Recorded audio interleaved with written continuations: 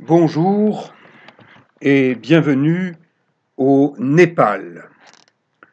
Nous sommes le 21 octobre 2019 et j'espère que je vais me baigner nu dans un lac autour des 5300 mètres d'altitude au-dessus du niveau de la mer. Il est à peine 6 heures du matin, le jour commence à se lever sur les Annapurna et nous montons, quand je dis nous, c'est beaucoup de randonneurs qui se suivent comme des moutons de Panurge. Nous montons vers le plus haut col des Annapurna, le col du Rotang à 5416 mètres d'altitude. J'ai souvent franchi ce col, une dizaine de fois, dans mes années 50 à 60, mais là j'ai maintenant 69 ans, et c'est un test pour moi, savoir si je suis encore capable de randonner à cette altitude et de me baigner dans la glace, ou bien si c'est un peu tard. La réponse va arriver incessamment sous peu. Nous montons d'un pas compté, lent, car il ne faut pas courir à ces altitudes, surtout à mon âge, mais nous montons des collines empierrées, des montagnes enneigées et glacées. Et coucou, Éric Long, kinésithérapeute toulonnais de 69 ans, toujours en activité professionnelle, et randonneur. Ici, eh bien, nous sommes à plus de 5000 mètres d'altitude, et voilà un beau tea shop, un petit café des montagnes, où l'on prend un thé, un café, une boisson chaude, quelque chose qui permet de continuer à avancer. Et si on n'arrive plus à marcher, eh bien, il y a ces petits chevaux de l'Himalaya, des chevaux népalais, qui peuvent vous prendre sur leur dos et vous aider à aller plus haut. Savez-vous que ces petits chevaux rapportent environ 10 000 € par saison à l'automne et au printemps? Une saison, ça dure 2 mois. Mais quand on voit ce mille-pattes humain venu des 4 coins de la planète, eh bien on se dit que parmi ces marcheurs, il y en a bien certains qui ne sont plus en état de marcher et qui ont besoin de poser leurs fesses sur celles d'un cheval et de monter comme ça jusqu'à 5400 mètres et des poussières avant de redescendre de l'autre côté de la vallée. Je suis un randonneur depuis longtemps, mais je suis également un alpiniste. Et là, je regarde le mont Rotang, qui depuis des années me fait envie. Envie d'y grimper, en alpiniste, sur neige et glace. Je scrute les pentes à la recherche d'un itinéraire le moins risqué possible, mais en haute montagne, le risque est partout. Il est moindre, il est plus fort. J'ai bien envie de grimper cette montagne en avril prochain, en 2020, avec d'autres alpinistes de ma génération.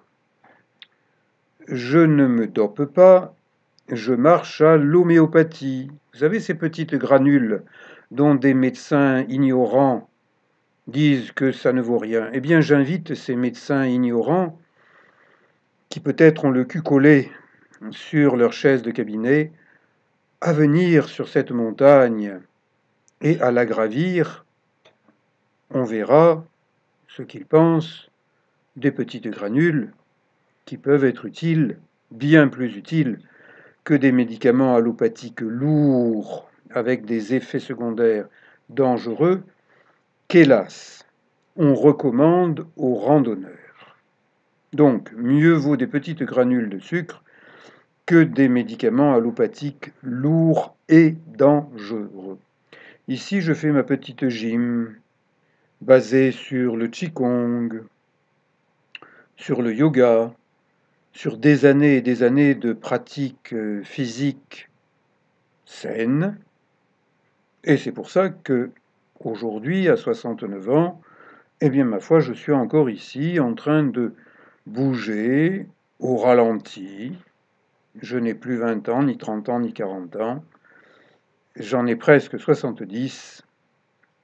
Mais ces exercices de yoga,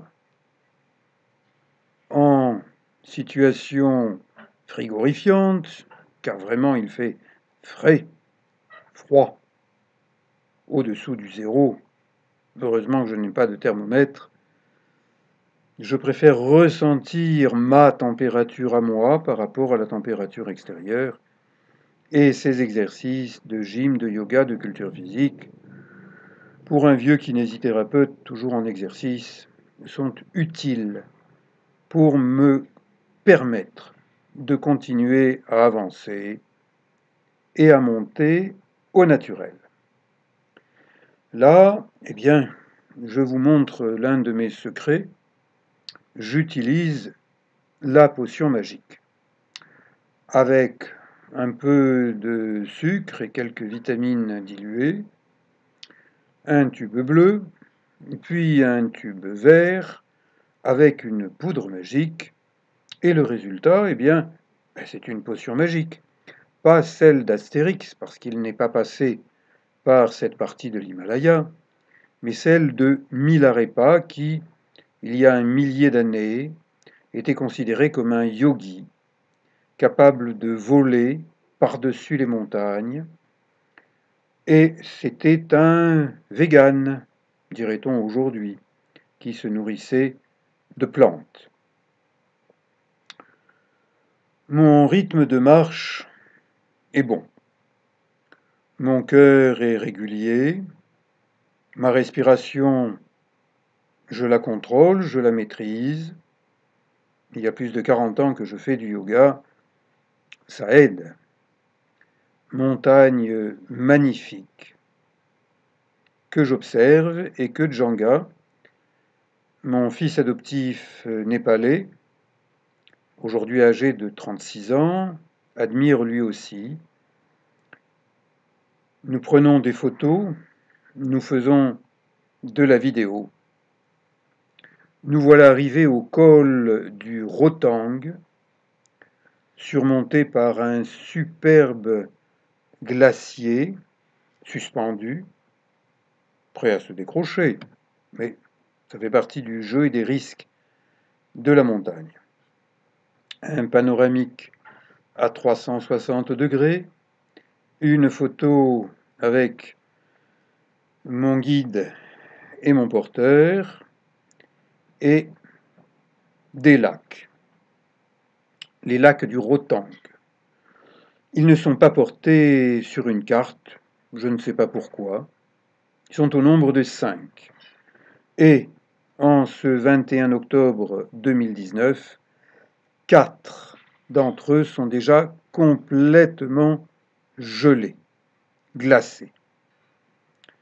Nous en faisons le tour, quelques photos, quelques vidéos. Je cherche un lac pour me baigner. Je me suis déjà baigné à plusieurs reprises dans ces lacs et j'ai envie de savoir si je le peux encore. Mes baskets Sportiva m'amènent où je veux. Le plus grand des lacs a une partie de sa surface en cours de gel. Djanga et le porteur lancent des pierres, histoire de se réchauffer, de voir si ça passe, ça fait des ploufs. Quand Djanga avait 20 ans, il s'est déjà baigné dans ce lac. Mais maintenant, il devient de plus en plus népalais. Et les Népalais, ça n'aime pas l'eau froide. C'est comme les chats. Donc, je lui ai apporté une combinaison de nage. Ça n'est pas pour qu'il se baigne. C'est parce que si moi j'ai un problème en nageant, il vaut mieux qu'il puisse me récupérer sans se noyer lui aussi. Nager dans une eau glacée est dangereux, très dangereux, et un accident peut arriver très très vite. Djanga est souple, prend des postures de yoga, c'est un professeur de yoga diplômé du Népal. Là, il s'amuse, sa concentration n'est pas parfaite, et il va tester du bout des pieds l'eau glacée. 1 centimètre de glace, le premier centimètre, mais ça veut dire que toute l'eau du lac est en train de s'approcher du zéro. Il avance précautionneusement, car sur ces rochers glissants, eh bien, on peut glisser. Allez, quelques photos rigolotes pour la postérité, et un grand sourire. Djanga est content. Coucou, parce que je ne lui demande pas de se baigner. C'est moi qui vais me baigner. Je le fais grâce à un exercice de yoga que j'appelle réchauffant, que j'ai inventé lorsque j'avais 20 ans pour me baigner justement en eau fraîche, et qui me réussit bien parce que je me suis souvent baigné sans jamais m'enrhumer dans ces lacs. Maintenant, s'il y a un courant d'air dans un appartement, je vais m'enrhumer comme monsieur tout le monde. Cet exercice est tout simple. Il active la chaleur du dos en agissant sur les vertèbres qui sont situées entre les omoplates et qui sont comme des leviers de commande de la chaleur. C'est écologique, c'est sans danger, ça enlève la chair de poule en quelques secondes, et là, il fait frais, il fait même froid.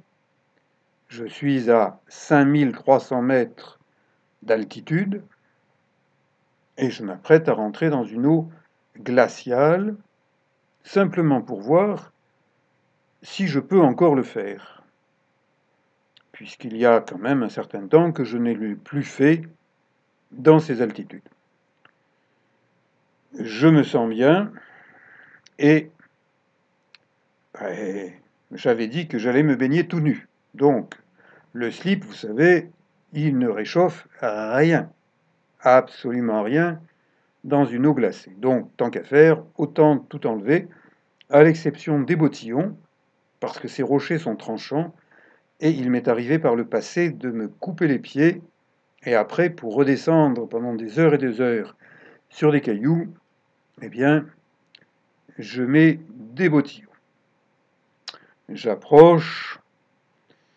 Est-ce que je vais y aller? Je réactive ma chaleur interne grâce à ce petit mouvement à votre portée, à la portée de tout le monde. Par contre, faire plouf, ça, c'est quand même pas tout le monde qui est capable de le faire. Ouf, elle est glacée. Quelques battements de pied. C'est pas la peine que j'aille plus loin. Et maintenant, je me sèche. Le soleil s'en est allé derrière les nuages. Ma serviette écologique, toute petite, juste ce qu'il faut pour m'essuyer, me frictionner, ça va, je ne suis pas gelé, je ne suis pas mort. À 69 ans, ce 21 octobre 2019, je suis content d'avoir réussi mon test.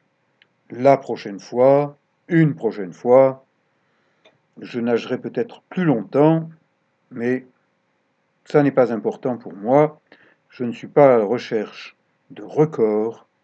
Simplement, j'ai tenté à nouveau de me baigner et ça a marché. Je remonte sur ce col frontière entre le district de Manang et celui du Mustang. Des drapeaux de prière flottent au vent, on les appelle les chevaux du vent. Et maintenant, il me reste à descendre depuis cette altitude de 5400 mètres jusqu'à l'altitude de 3800 mètres, d'un seul coup, sur des pierres. Une aussi longue descente, à mon âge, risque de m'abîmer les genoux. Donc, je suis partisan de la prévention et je place des bandes élastiques. C'est un nouveau procédé qui a quelques années, qui vient du Japon. On appelle ça le taping, de tape, bande. Et donc, je me place ces bandes qui activent la proprioceptivité, c'est-à-dire la capacité des muscles à réagir bien, à réagir vite. Mieux vaut prévenir que guérir, surtout quand on approche des 70 ans. Djanga, lui, approche de bâtiments tout beaux, tout neufs, qui sont supposés être des refuges. Maintenant, regardez ce qu'ils sont devenus, des chiottes publiques. Des randonneurs internationaux y entrent pour chier. Et le jour où il fera très froid, il y aura une tempête, eh bien, ils seront dans la merde, leur merde. Alors ça, c'est absolument scandaleux. Je suis un vieux montagnard et je n'ai jamais vu ça du temps de ma jeunesse. Et bien là, un petit bâtiment, pareil, plein de merde. Faudra-t-il appointer une Madame Pipi ou un Monsieur Pipi pour surveiller ces bâtiments, éventuellement avec une matraque télescopique à introduire vigoureusement dans le cul de ceux qui chient où ils ne devraient pas. C'est anormal que de tels lieux, des refuges, soient considérés comme des chiottes. Ça, vraiment, je suis scandalisé, révolté, et plus encore, et je reste poli. Des panneaux indiquent « Descendez donc vos déchets dans la vallée où ils seront traités ». Eh bien non. Les gens jettent leurs bouteilles, jettent leurs canettes, et ils chient dans les refuges. Inacceptable. Bien, la nuit est passée, le jour se lève. J'espère revenir au Mustang en avril 2020 pour y randonner et peut-être pour grimper sur le mont Rotang. Peut-être pouvez-vous m'accompagner ?